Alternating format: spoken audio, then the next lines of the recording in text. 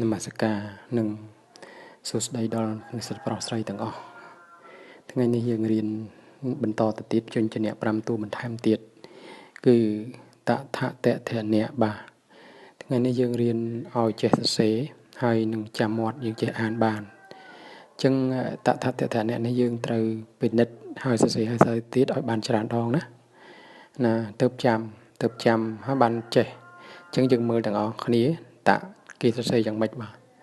តមុនដំបូងគេចាំក្ដើមចេះមកបាទគោះពេលមកយ៉ាងបន្តិចមកផ្អៀងមកចុះក្រោមបន្តិចមកបាទឲ្យដល់ស្មើគ្នាក៏បានដែរណានឹងហើយបានយើងដាក់ខ្លួនមកបន្ទាប់មកទៀតយើងដាក់សក់បាទនឹងយើងដាក់សក់មកនឹងគឺអានថាតាបាទតាហើយឥឡូវយើងចូលដល់ថាណាថាយើងគ្រាន់តែយើងគួ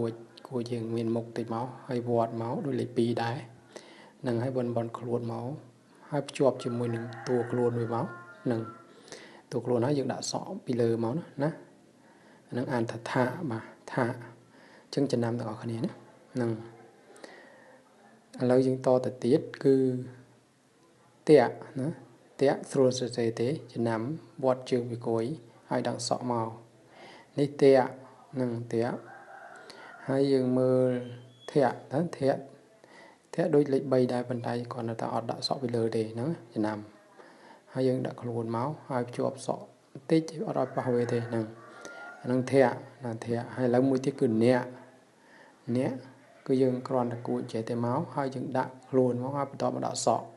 នេះអានថាអ្នកស្រួលចាំជាងគេអ្នកហ្នឹងអញ្ចឹងយើងត្រូវមើលទាំងអស់គ្នាអានធៈណាបាទម្ដងទៀតតថាតៈអ្នកបាទអញ្ចឹងយើងរៀនថ្ងៃនេះយើងរៀនត្រឹមប៉ុណ្ណឹងនឹងហើយនឹងយើងរៀនវគ្គបន្តជួបគ្នានៅថ្ងៃក្រោយបន្តទៅទៀតប៉ុន្តែកុំភ្លេចថាសរសេរហើយអានសរសេរឲ្យអានច្រើនលើកច្រើនសារឲ្យយើងចាំមាត់ឲ្យយើងស្គាល់អក្សរនឹងច្បាស់យើងនឹងមិនងាយបានភ្លេចបានទេអញ្ចឹងយើងរៀនរឿយៗអញ្ចឹងទៅឲ្យចេះទាំងអស់គ្នាណាបាទសូមអរគុណ